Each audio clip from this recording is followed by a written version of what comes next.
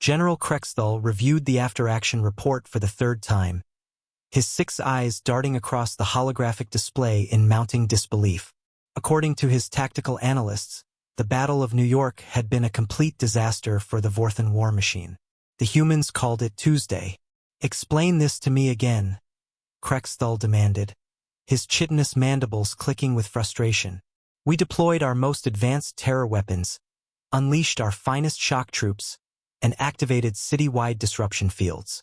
How did we lose to a species that hasn't even achieved interstellar travel?" Lieutenant Voss shifted nervously.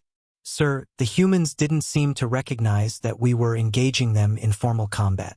They kept treating it like an inconvenience." The general's compound eyes focused on a specific section of the report. "It says here that when our Devastator-class mechs began their assault pattern, the humans responded by calling their traffic control department to complain about blocked intersections." "Yes, sir. They seemed more concerned about being late for work than about the 30-foot-tall war machines." Krexthal pulled up combat footage from the street-level engagement. His elite Vorthan warriors, each genetically enhanced for maximum battlefield efficiency, had descended from their dropships expecting glorious combat against a worthy foe. Instead, they found themselves surrounded by humans with mobile devices asking if they were part of another Marvel movie shoot. "What about the fear toxins?" Krexthal asked desperately. "Our chemical warfare division assured me that one exposure would send entire populations into panic-induced madness. The humans complained that it smelled like construction work and asked when the city would fix the sewer problems." The battle footage continued playing. Krexthal watched in horrified fascination as a human in a delivery uniform approached one of his berserker warriors, a 7-foot-tall killing machine covered in organic armor and wielding plasma weaponry, and asked if he could move because he was blocking access to an apartment building. The berserker, trained since birth for combat, had no protocols for handling a polite request about property access.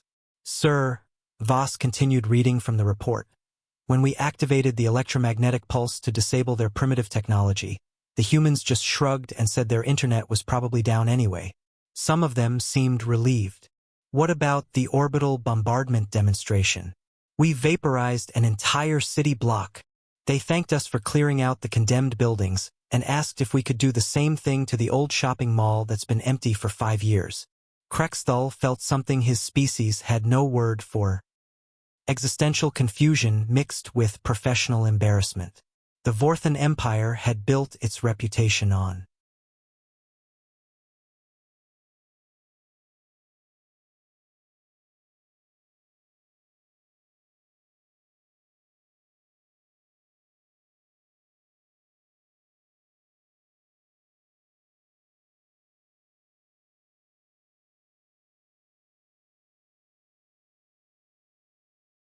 swift, decisive military actions that left conquered worlds trembling in submission.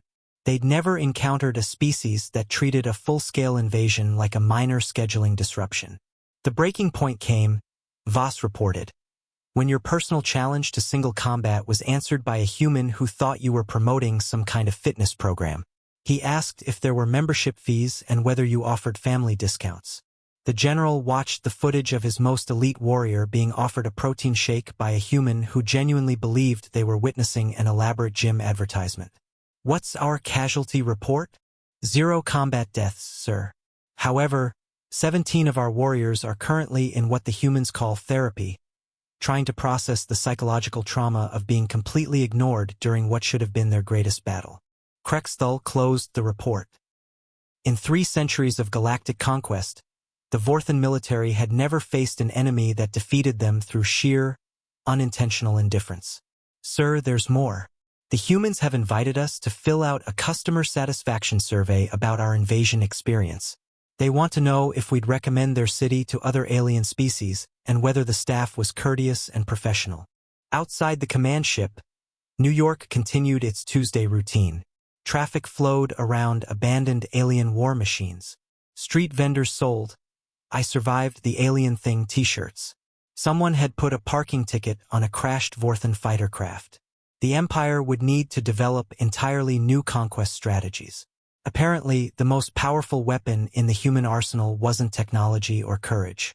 It was the crushing mundanity of everyday life.